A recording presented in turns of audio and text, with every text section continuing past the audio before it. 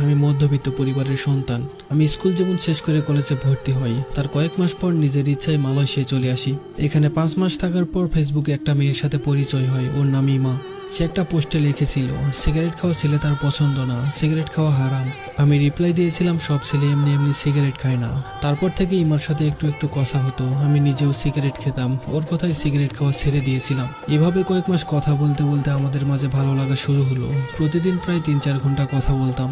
একটা সময় আমি ইমাকে প্রপোজ করি আর সেও রাজি হয়ে যায়। আমাদের সম্পর্কটা ভালোই চলছিল, কিন্তু ও আমার থেকে 2 বছরের বড় ছিল আর এটাই ছিল সমস্যা। তো এইভাবে 2 বছর চলে যায়। একদিন ও আমাকে বলে, তুমি আমাকে বিয়ে করবে কবে? আমি ওকে বললাম, দেশে গিয়ে বিয়ে করব। তার 2 মাস পরে আমি দেশে যাওয়ার জন্য টিকিট কেটে ফেললাম। হিমাকে বললাম আমি দেশে আসার জন্য টিকিট কেটে ফেলেছি। এই কথা শুনে ও খুব খুশি হয়ে যায়। তো তারপর 6 মাসের ছুটি নিয়ে দেশে চলে আসলাম। এয়ারপোর্ট থেকে বেরিয়ে দেখি আমার বোন, ছোট ভাই, দুলা ভাই আর বোনের মেয়ে দাঁড়িয়ে আছে আমার জন্য। সোজা বাড়িতে গেলাম। বাড়িতে যাওয়ার 2-3 দিন পর মাকে বললাম আমি একটা মেয়েকে পছন্দ করি। তার বাসা বরিশাল, কিন্তু ওর নাম ইমা, কিন্তু ও বয়সে আমার থেকে 2 বছরের বড়।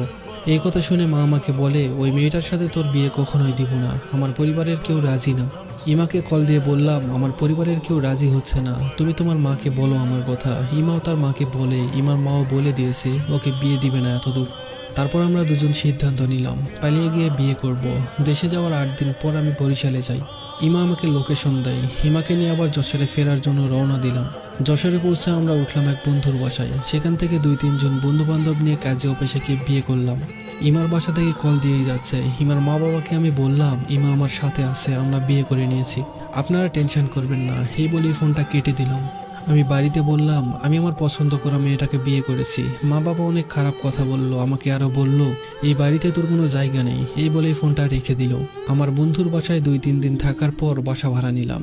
ইমার মা বাবা রাগ করে ইমার সাথে কথা বলা বন্ধ করে দেয়। খুব ভালোই চলছিল। 25-26 দিন যেতে না যেতেই আমার মা বাবা কল দিয়ে বলে, কোথায় আসিস, বাড়ি চলে আয়। ইমা আর আমি সিদ্ধান্ত নিলাম বাড়িতে ফিরে যাব। তো সেদিন রাতেই আমরা বাড়িতে চলে আসি। ইমাকে আমার পরিবারের কেউ তেমন একটা পছন্দ করে না। 6 মাসের ছুটিতে আসছি। এদিক দিয়ে 2 মাস চলে যায় আর বাকি আছে 4 মাস। ইমার খুব ইচ্ছে একটা বেবি নিবে, আমারও অনেক ইচ্ছা। তো দুজন বেবি নেওয়ার জন্য অনেক চেষ্টা করলাম, কিন্তু 3 মাস হয়ে যাওয়ার পরেও কোনো রেজাল্ট আসলো না। আমি সিদ্ধান্ত নিলাম ডাক্তারের কাছে যাব। একদিন সময় করে গেলাম। ডাক্তার বলল দুজনের পরীক্ষা করতে হবে। দুজনই পরীক্ষা করলাম। ডাক্তার বলল কালকে এসে রিপোর্টটা নিয়ে যাবেন। তো পরের দিন ইমাকে রেখে আমি চলে যাই যশোর কুইন্স হসপিটালে। ডাক্তারের কেবিনে গিয়ে বসতেই ডাক্তার রিপোর্টটা সামনে এগিয়ে দিয়ে বললেন, ইমা কখনো মা হতে পারবে না, সন্তান হওয়ার নারী 99% ড্যামেজ হয়ে আছে। এই কথা শুনে আমার মাথায় আকাশ ভেঙে পড়লো। আমি কি করব কিছুই বুঝতে পারছিলাম না।